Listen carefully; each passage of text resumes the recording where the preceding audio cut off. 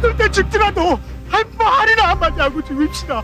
아니 도대체 백성이 없는 나라가 뭘 필요가 있는겨? 예?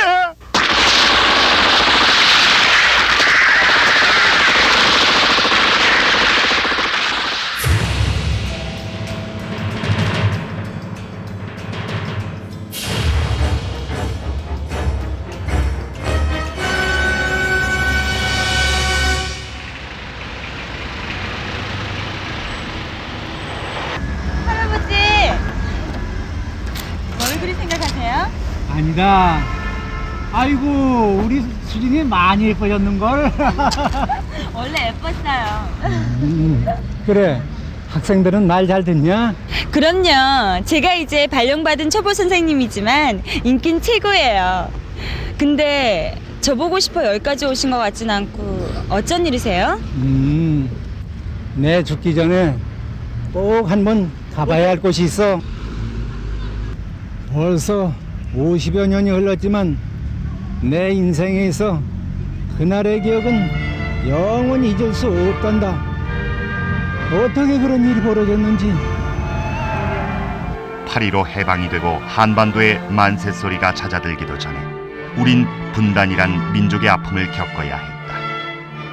이념의 사슬이 한반도를 둘로 나눴고 가난과 빈곤의 틈바구니 속에서 공산주의의 이념은 남쪽에서도 빠르게 퍼져나갔다. 제주항쟁에서 여순사건에 이르는 극도의 사회적 혼란을 겪고 있을 때 1950년 한국전쟁은 터지고 갑작스런 기습남침에 남쪽은 속수무책으로 대구까지 밀릴 수밖에 없었다. 그러나 연합군의 참전과 인천 상륙작전의 성공으로 남쪽의 공세가 더할 무렵 남쪽에서 고립된 북한군은 지리산 일대에서 빨치산으로 변모하여 비정규전으로 남쪽의 후방전선을 괴롭히고 있었다.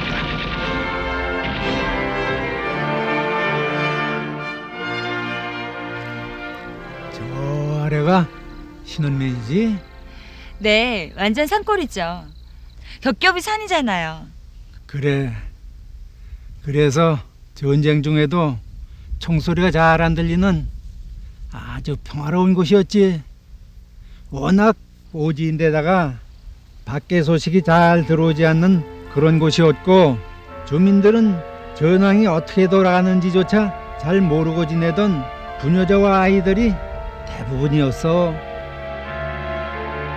더구나 이곳의 주민들은 이념이나 이데올로기와는 아무 상관이 없었던 것이다. 신원면은 가끔 들리는 총성과 폭격 소리를 빼면 전쟁이 난 줄도 모르고 지낼 수 있는 그런 곳이었고 더구나 주민들은 평범하게 농사만 짓고 살던 순박한 농민들이었다.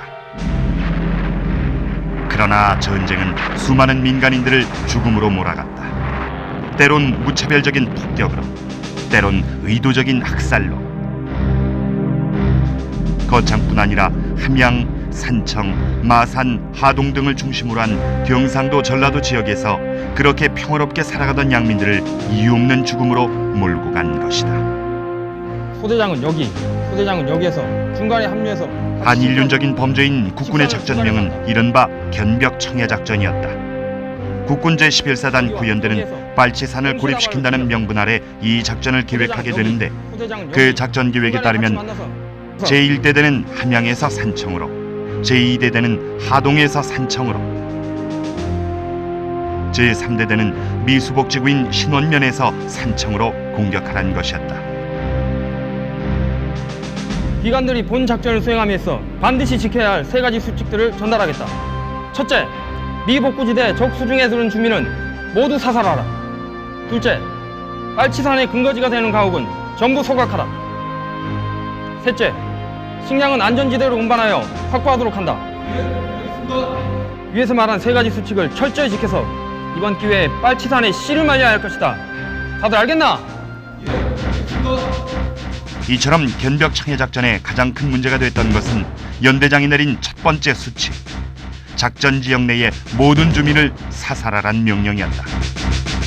당시 25살의 한동석 소령은 자신의 실수를 만회하려고 유독 이 명령을 충실히 이행한 것이었다. 1951년 2월 5일 제11사단 구연대 3대 대장 한동석이 이끄는 병력이 신원면에 들어왔을 때 마을엔 어린이와 노인 그리고 부녀자들이 대부분이었다. 결국 별다른 성과를 거두지 못한 채 2차 공격지인 삼청으로 이동했고 그곳 집결지에서 연대장에게 꾸지람을 듣게 된 한동석은 다시 신원면으로 이동하게 된다. 그리고 2월 9일 다시 신원면 청년마을에 들어온 한동석은 갑자기 행동이 광란으로 돌변하여 전 마을을 방어하고 주민들을 마을 앞 논으로 끌어내 소총과 기관총으로 무차별 난사 학살하게 된다. 그리고 아무 일 없었다는 듯이 거창읍으로 나갔다가 다시 되돌아와 내동과 우레마을에서 하룻밤을 보낸다. 다음 날 아침 과정리 면소재지를 거쳐 인근 마을을 돌면서 와룡리, 대현리 주민들을 하천 계곡에 몰아넣고 처참히 학살하는가 하면 부녀자들을 성폭행하고 가옥들을 닥치는 대로 불태우며 급기야 시신 위에 나뭇가지를 덮어 불을 지르는 만행을 저지르게 된다. 그날 밤 마지막으로 이들은 신원초등학교 교실 2개에 마을 주민 700~800여 명을 감금하고 추위와 공포에 떨고 있는 주민들에게 밤새도록 광란을 부른다.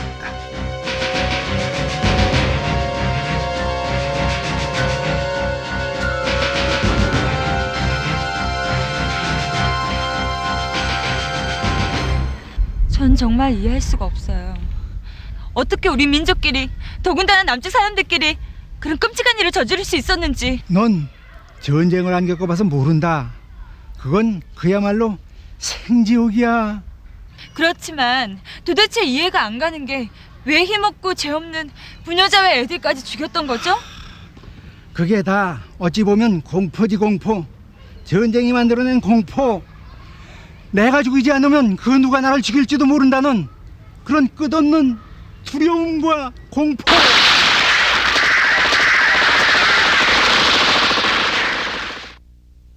그런 것들이 군사 작전까지 연결이 돼서 이런 비참한 일들이 벌어진 거지.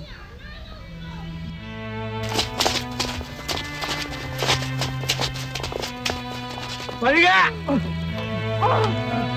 빨리 가란 말이야!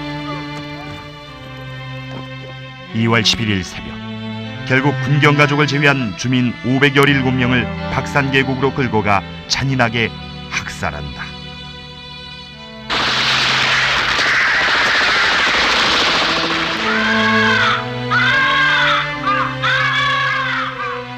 이 악몽의 3일간 무려 719명의 무고한 주민들이 희생된다.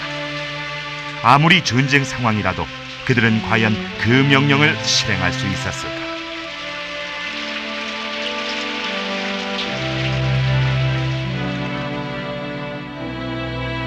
그럼 할아버지도 그때. 그래, 명령에 따라야만 했던 죄 많은 군인이었다. 이런 억울한 희생을 보고도 못 본 척 50여 년을 살아왔으니. 근데 제가 지금까지 이런 사실을 하나도 모르고 있었다는 게 참 어이가 없네요. 그냥 막연히 양민 학살 사건이라는 것만 알았었지. 그럴 수밖에. 몇 안 되는 생존자들과 희생자 유족들은 사건 진상과 명예회복을 위해 노력했지만 피해 보상은커녕 오히려 연좌제다 뭐다 해서 얼마 전까지만 해도 신분상에 불이익을 당하고 살았으니 참으로 부끄러운 역사지. 이제 와서 진상규명과 명예회복이 이루어지고 있으니. 그럼 당시에는 전혀 알려지지 않았나요? 아니, 고청 사건은 비교적 빨리 알려졌지. 군은 사건이 난 일주일 후 투소를 통해 알게 됐지만 사건이 확대되는 것을 막기 위해 은폐 공작을 시작해서 1951년 3월 국회에서는 신중목 의원이 거창 사건을 폭로하면서 사건이 확대되고 진상조사단을 파견하게 된다. 한동석은 사전에 어린이들의 시체를 안매장하여 은폐했을 뿐 아니라 김동원 대령의 주도하에 공밀가장한 국군이 조사단을 향해 총을 난사하는 웃지 못할 일이 발생한다. 이 사건으로 관련자들이 기소돼 실형이 선고됐으나 얼마 후 대통령 특사 등으로 석방돼 사회의 요직을 차지하기도 한다. 5.16 군사정부는 사건의 은폐를 위해 희생자들이 안장된 박산 합동묘역을 파헤치며 미령비를 정으로 쪼아 훼손하고 유족 대표를 용공세력으로 규정하는 만행을 저지른다.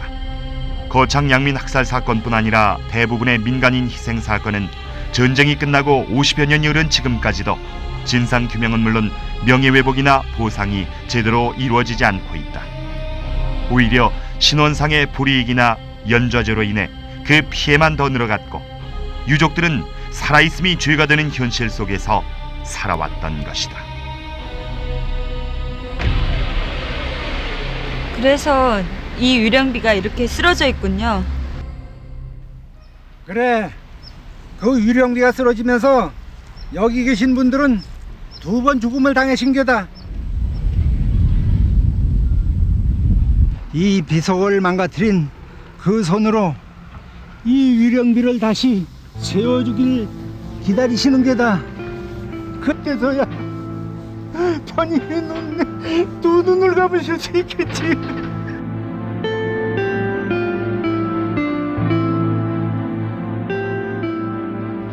저는 이런 것도 모르고 선생이랍시고 교단에만 서서 때늦은 사죄로 어찌 내 죄가 씻어질 수야 있겠냐마는 수진이 같은 젊은이가 진실을 알고 이분들의 후손을 훌륭히 키워주기를 바랄 뿐이다.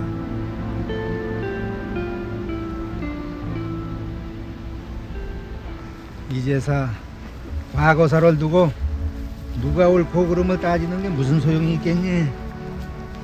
진실은 규명하되 용서와 화합으로 일치단결해서 다시는 이런 일이 일어나지 않길 바라야겠지.